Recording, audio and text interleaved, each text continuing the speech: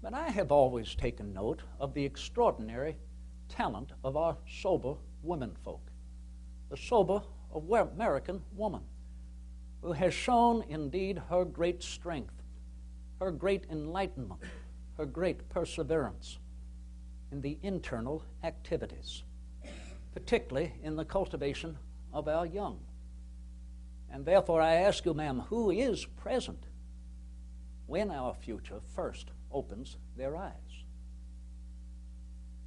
Is it the male? It is the mother.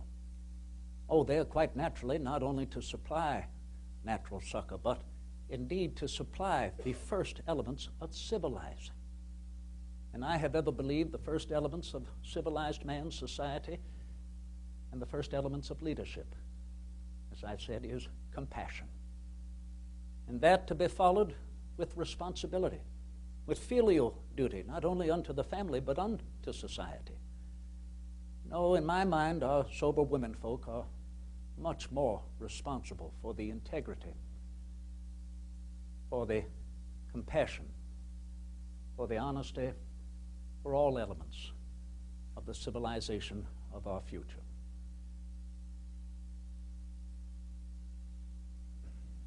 Yes?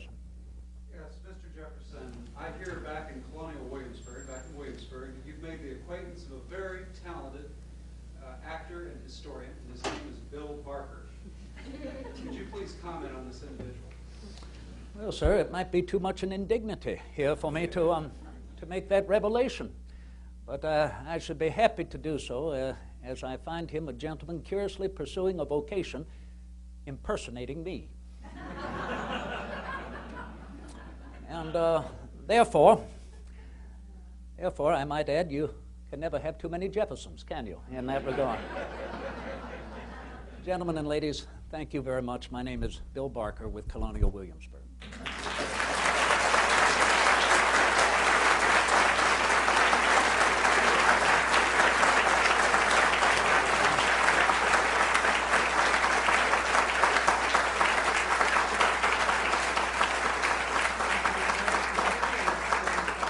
For but a few moments that we have here left, I asked Cleves if he thought that you might all want the opportunity to just question me or know somewhat of what I do and what this vocation of historical interpretation has turned out to be over the last 20 years of its evolution and energy. And so I welcome that and therefore simply tell you my name is Bill Barker. I have been connected and worked with the Colonial Williamsburg Foundation for the last 14 years. I've been interpreting Mr. Jefferson for 22 years. I began this in 1984 in Philadelphia, where I was born and grew up of Southern parents. My father was a 10th generation tobacco farmer who was born and grew up in Granville County, North Carolina. My mother was the granddaughter of a tobacco farmer from Petersburg, Virginia. So growing up, we traveled frequently throughout the year between Philadelphia and North Carolina and Virginia, visiting Williamsburg, visiting Monticello, Mount Vernon, all of the historic sites, and so I can assure you my parents were responsible for instilling in me at a very early age a great interest in history, and to keep alive the conversation and make it relative to what was then going on.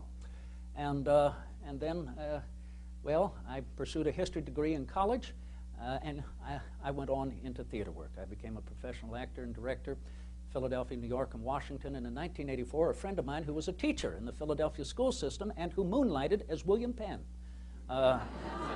came up to me. His name was Al Gatter. He said, "Did anyone ever tell you you look like Thomas Jefferson?" And no, Al, I've never thought of that before, nor has anyone ever told me that. And he said, "Well, a number of us have been talking about it in Philadelphia. You should look into it.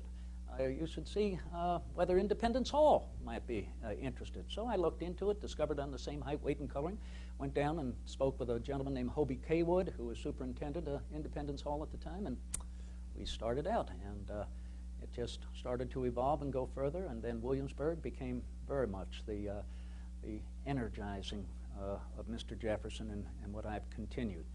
How many people have been to Colonial Williamsburg? Oh. What a delight. As you know, this was the great gift of John D. Rockefeller, Jr. The great gift to remind us all as we continue on as Americans about when we stood together, and the North and South stood together in particular and voted for independency, standing on the ground of principles, ancient British law and principle, to remind all of us that as England was referring to us as a radical rabble, that we were standing to purport the conservative truths throughout the history of man, and particularly the conservative truths of English law, wanting and claiming our rights and our privileges as Englishmen. Our duty, our job in Colonial Williamsburg is to remind us every day that the past was not less intelligent than we are, that they knew no more of what was going to happen on the 14th of March, 1807 or 1776, than we know what is going to happen tomorrow. But to remind us that we should ever look back to where we have been to know better where we are and where we are going. To remind us that to continue to pursue scientific investigation and to stand more boldly to take that step into our future is always a requisite of American citizenship. And to simply remind us as well that the old crafts, whether they be in architecture and the preservation of our buildings, whether it be in building or manufacturing a barrel, leatherworking, in silversmithing and the like, were crafts that took shape after thousands of years and became a mark of freedom, that an individual becoming a master in these very trades could travel anywhere, even over 3,000 miles of ocean, and continue to make a livelihood by those essential elements of survival. And also to remind us of the continual cultivation of the soil, that 9 out of every 10 Americans was a farmer 200 years ago.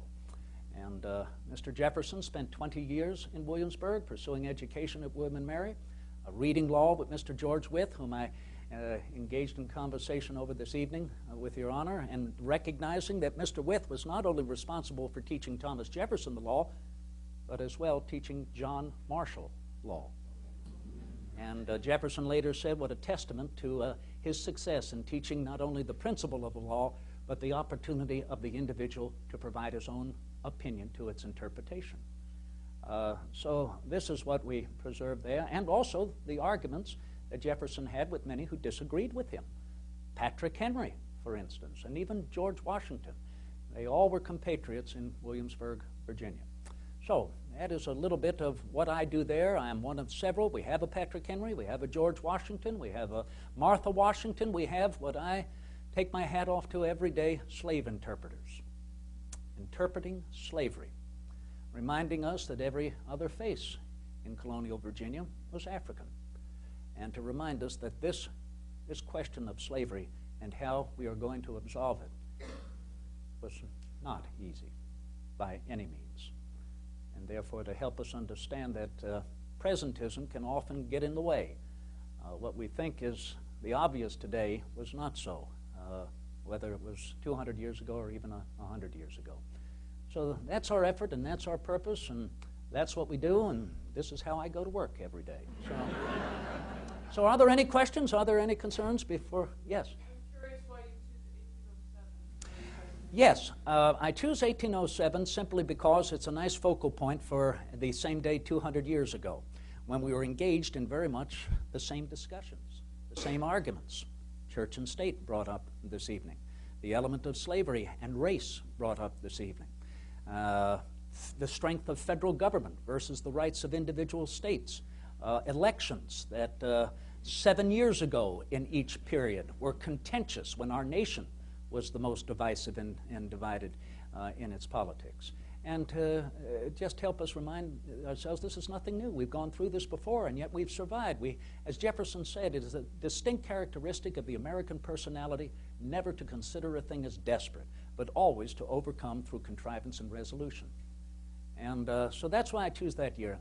I performed President Jefferson during afternoon presentations in Williamsburg in our modern theaters, the Kimball Theater and the DeWitt Wallace Theater. During the morning, I am Revolutionary Jefferson, so I look a bit different and happily younger. Just rousing revolution throughout town in the historic district particularly. Well, yes? Are most of your answers based on historic documents? Thank you.